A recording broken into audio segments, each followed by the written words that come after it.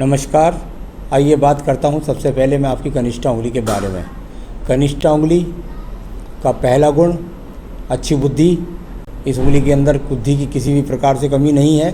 साथ ही साथ यहाँ पर यारदाश्त को कहें तो वो भी अच्छी है, भाषा शैली को कहें तो वो भी अच्छी है।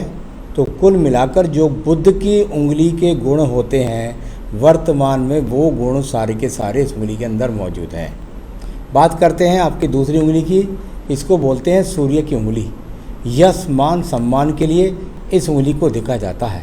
यहाँ पर किसी भी प्रकार के मुझे कोई लगता है हल्के हल्के से स्क्रैचेज हैं फर्स्ट पर सेकंड पर, तो उसको कह सकते हैं कि थोड़ी बहुत कहिए शारीरिक रोग, थोड़ी बहुत मानसिक टेंशन इस प्रकार, क्योंकि ये गर्मी का पर्वत है तो इस पर थोड़ा सा आपको अपने ऊपर, अपने क्रोध पर आपको नियंत्रण रखना होगा।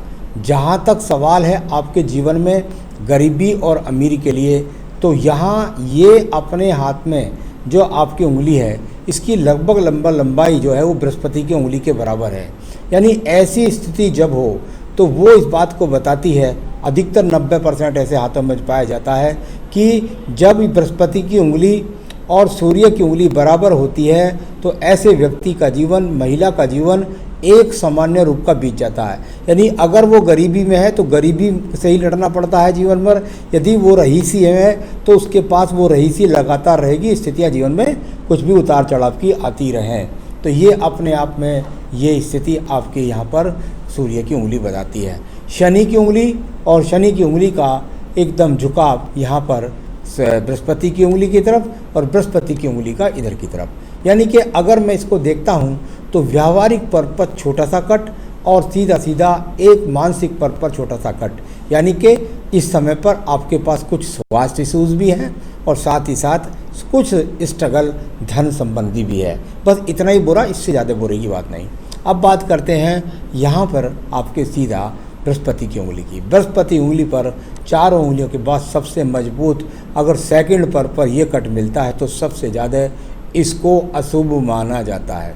ये इसलिए कि इस पर्व का बहुत बड़ा महत्व है पति के साथ तालमेल के लिए, साथ ही साथ पति और ससुराल के साथ संबंधों के लिए, और अगर देखा जाता है तो इसको कहीं कहीं खान पान में भी पाया जाता है, यानी कि कुछ ना कुछ पेट की गड़बड़ भी। तो कुल मिलाकर के जो पहली बात है उस पर मैं ज़्यादा जोर दूंगा कि यदि पति के साथ में कोई आपके वैवाहिक खटाव की अगर बात करते हैं तो वो यहाँ पर इस समय पर बना हुआ है। नीचे का जो छिद्र इतना बड़ा होता है, ये वो स्थिति होती है कि आप जितना कमाएं उतना खर्च हो जाए। यानी कि कुल मिलाकर के ये बृहस्पति की उंगली के बीच में है। यहाँ पर मैं आपको अभी बता के चलता हूँ कोई एक बेहतरीन सा पुखराज आपको ज़रूर पहनना पड़ेगा अपने वैवाहिक जीवन को सुखी बनाने के लिए और साथ के साथ अपनी आमदनी, अपने सुख संसाधनों को बढ़ाने के लिए। अगर आपको ये मिल जाए तो ठीक है, नहीं तो आप मुझसे संपर्क कर सकते हैं। मैं आपको सैंपल दिखला के श्रीलंकन पुखराज आपके स्थान तक पहुँचा भी सकता हूँ। चलिए बात करते हैं बुध पर्वत की। ये बुध पर्वत, और यहाँ पर बुध पर्वत पर यदि देखें तो यहाँ ये रेखा एक खड़ी है तो यहाँ इसको एक इस रेखा ने काटा और एक के नीचे रेखा ने काटा। जब इस प्रकार की रेखा, विवाह रेखा जाकर के इस तरह से टच कर दे और नीचे ओवरलोप करने वाली रेखा भी हो तो ये कहते हैं सामान्य संसाधन। यानी कुल मिलाकर धन के आगमन आपके द्वारा सामान्य संसाधन के बराबर ही होंगे। साथ ही साथ यहाँ पर कम से कम 2 से 3 रेखाएं नहीं होती तो संतान के सुख में भी सुख भी नहीं मिल पाता है। किसी कारण से भी हो, या तो संतान दूर से हो या देर से हो या कुछ भी और समस्याएं, ऐसी समस्याएं देखने में आती हैं। या संतान का स्वास्थ्य ठीक ना हो, साथ ही साथ धन के संसाधन भी ठीक नहीं हैं। आइए बात करते हैं सूर्य के पर्व की। सूर्य का पर्व यश मान सम्मान के लिए जाना जाता है। यहाँ पर ये रेखा यदि मैं देखता हूँ तो बहुत सही रूप से चलती हैं। जब इस प्रकार की रेखाएं हों तो बहुत ज़्यादा मजबूत तो नहीं, लेकिन अगर आप चाहें तो राज्य सरकार के टेंडर्स वाली जो जॉब्स होते हैं उनके प्रति अगर आप ट्राई करते तो आपके जीवन में आप उसको प्राप्त कर सकते थे। तो कुल मिलाकर के थोड़ा वो सरकारी सहयोग दिखाई पड़ता है। साथ ही साथ अच्छे सेक्टर्स में या अच्छे सेक्टर्स के लोगों से जुड़ करके धन के आगमन सम्मान आप प्राप्त कर सकती हैं। कोई बदनामी का योग नहीं है। आइए बात करता हूँ मैं सीधा शनि पर्व पर। आपके शनि पर्व पर एक लास्ट में जाकर रेखा खड़ी होती है। इससे पहले ये यहाँ पर रेखा और एक लास्ट में जाकर की ये रेखा, ये बहुत अच्छा संकेत नहीं है धन के लिए। यानी कि वर्तमान में अगर शनि पर्वत पर सही रूप से अगर रेखा नहीं खड़ी है और खड़ी भी नहीं है, तो इसका मतलब है कि सिर्फ और सिर्फ कर्म से आप धन प्राप्त कर रहे हैं, भाग्य आपका साथ नहीं दे रहा है। अब बात करते हैं इसके बाद बृहस्पति के पर्व की। बृहस्पति के पर्व पर निकल कर के राहु से रेखा इस तरह निकल कर जाती हुई कुछ बृहस्पति पर्व से देखती हुई शनि पर्व को, यानी कि अपने दिमागी योजनाओं से, अपने बुद्धि के बल से आप धन के आगमन बना सकती हैं। इस प्रकार को दिखलाती हुई रेखा, नीचे से 2 खड़ी हुई रेखा जब इस तरह की बनती हैं तो निश्चित रूप से अपना मकान भी स्वयं का जरूर बनता है। तो चलिए, ये सब चीज़ें कुल मिलाकर के ठीक ठाक हैं। अब बात करते हैं आपकी यहाँ पर हृदय रेखा की। जहाँ विवाह रेखा थी वो बुध रेखा को टच कर गई थी, नीचे से ये 2 मुखी रेखा और लास्ट में भी ये रेखा 2 मुखी है।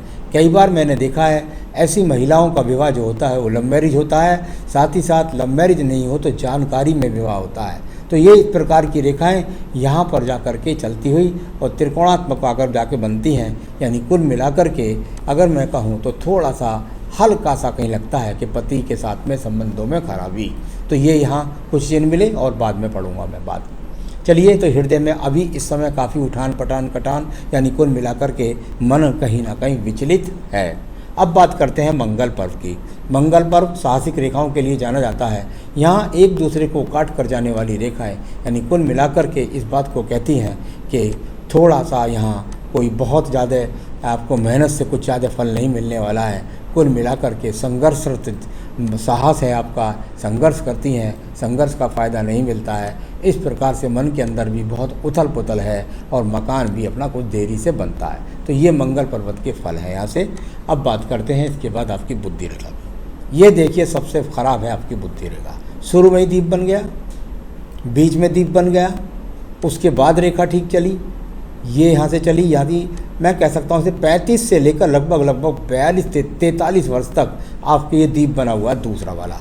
ये वो समय होगा जो आपको 35 से लेकर के और 41 तक आपको बहुत मानसिक 41 बल्कि 43 तक भी जाने वाला है और ये मानसिक प्रताड़ना देने वाला है। उसके बाद कुछ मानसिक स्थिति ठीक है, फिर ओवरलोप रेखा एक और भी जाइए है। यानी कि कुल मिलाकर आपका अपने क्रोध पर आपको नियंत्रण रखना होगा, वरना आपके अनावश्यक नियंत्रण क्रोध खोने के कारण, भाषा शैली से फालतू बोलने के कारण आप बिना वजह के विवादों का सामना कर जाएंगे। अब चलते हैं आपके द्वितीय मंगल पर्वत पर। द्वितीय मंगल पर सहायक रेखाएं हैं जो नौकरी के लिए या कह सकते हैं अपनी किसी कला के माध्यम से आप अपने जीवन के अंतर्गत अपने जीवन के साधन बना लेती हैं। तो अभी ऐसी स्थिति है यहाँ पर, तो कुल मिलाकर साधन बना सकती हैं। कोई मुकदमा झगड़ा की स्थिति अभी का सामना शायद नहीं करना पड़ा होगा आपको। तो यहाँ ये इस मिलाकर ठीक निकली हैं। अब बात करते हैं इसके बाद कुछ और रेखाओं की। ये देखिए, 1x 2x, कुछ 1x यहाँ भी अंदर और 1x यहाँ भी है।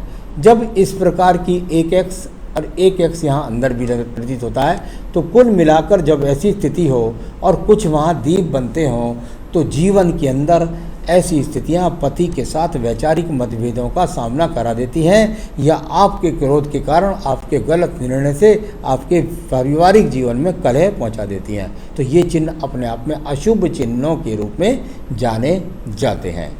चलिए, अब मैं इसके बाद बात करता हूं आपकी अन्य रेखाओं के बारे में। यहाँ बात करते हैं चंद्र पर्वत की। चंद्र पर्वत और यहाँ इसके में से भाग दौड़ करके निकलने वाली ये रेखाओं के रूप में ये रेखा, कुछ यहाँ पर एक्स बनने वाली स्थिति, कुछ यहाँ पर सर्जिकल चिन्ह थोड़ा सा ऊपर की तरफ, सर्जिकल मतलब कष्टदायी चिन्ह यहाँ पर, और एक से एक्स यहाँ केतु स्थान पर भी बनता हुआ। तो आपको स्वास्थ्य के रूप में अच्छे सिग्नल नहीं है चंद्र केतु पर, साथ ही साथ मानसिक टेंशन बढ़ाने वाले ये चिन्ह यहाँ मौजूद हुए, क्योंकि चंद्रमा स्वयं का कारक भी होता है। तो मानसिक टेंशन, मानसिक परेशानियाँ, इस तरह की स्थिति और कुछ पेटों से रोग संबंधित ये सब चीज़ें यहाँ पर लगातार ऊपर तक बनी हुई हैं, जो भाग्य को भी प्रभावित करती हैं, क्योंकि कुछ रेखा इसमें भाग्य से प्रभावित रेखाएं भी शामिल हैं। अब बात करते हैं आपकी भाग्य रेखा की। यहाँ पर यदि अगर मैं जाऊँ तो यहाँ आपके जीवन का 35 वर्ष है, यहाँ ये भाग्य रेखा पीछे से गई, टूट टूट करके गई। जीवन में यदि आपने नौकरी का प्रयास किया हो तो हो सकता है इसमें स्थान परिवर्तन, नौकरी परिवर्तन या बार बार कार्य में उठापटक। साथ ही साथ यहाँ ये रेखाएं चल करके आगे की तरफ भाग्य की रेखाएं हैं, यानी भाग्य रेखा कह रही हैं कि हम 55 वर्ष तक आपको सामना कराएंगी, साधन देंगी, परंतु उसमें बहुत उठापटक का सामना करना पड़ेगा। ये चतुर्भुज नहीं है जो मैं सामने निकला रहा हूँ, ये एक दूसरे को काटने वाली रेखाओं यानी राहु रेखाओं ने काटा भाग्य रेखाओं को, वो इस तरह से बोल सकते हैं। अब बात करते हैं हम आपके सीधा सीधा एक शुक्र पर्व के बारे में।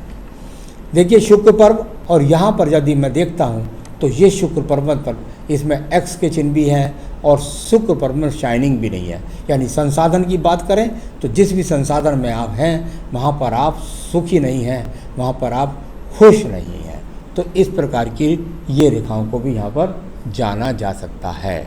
चलिए आपके पास इन रेखाओं को बताया, अब मैं बताने वाला हूँ आपकी आयु रेखा के बारे में।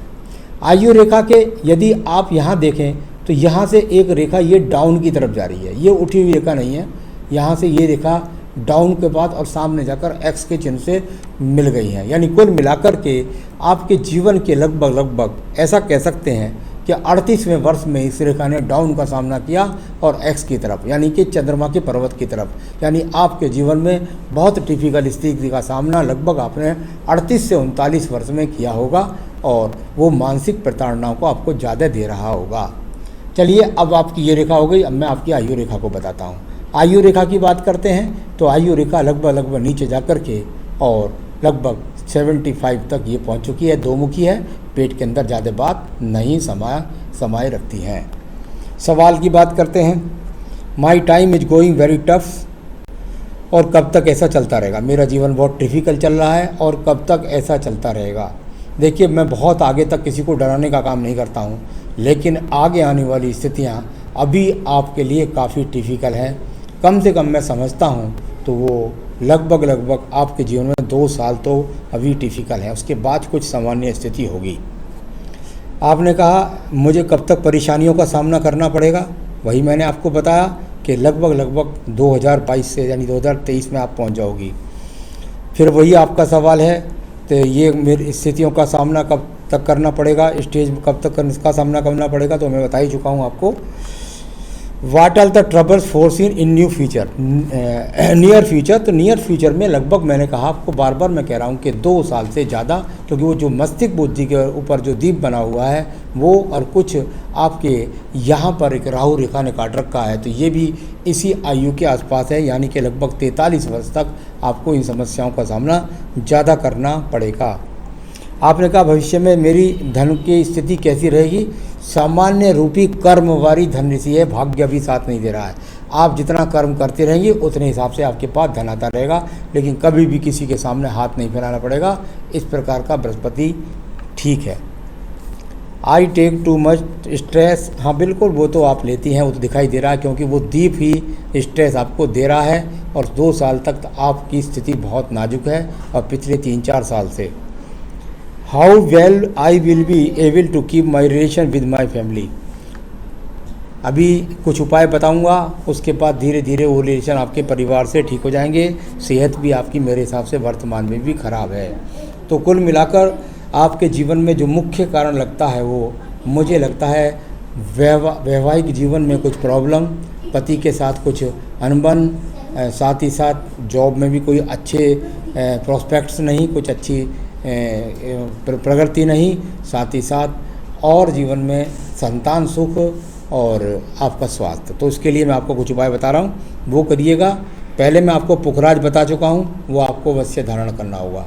दूसरा, आप बृहस्पतिवार के अगर व्रत के पूजा करती हैं तो ठीक है, नहीं तो आपको आजीवन बृहस्पति के व्रत ना करके बृहस्पतिवार आपको उनकी पूजा अवश्य करनी चाहिए। बृहस्पति देव की संतान सुख और वैवाहिक जीवन, साथ ही साथ अच्छे धन के लिए। तो बृहस्पति की पूजा करते रहिए लगातार अपने जीवन के अंदर, और रोज़ाना अपनी पूजा के अंदर अच्छे स्वास्थ्य के लिए आपको पढ़ना होगा देवी कवच, जो आपकी सभी चीज़ों पर आपको विजय दिलाएगा। नमस्कार।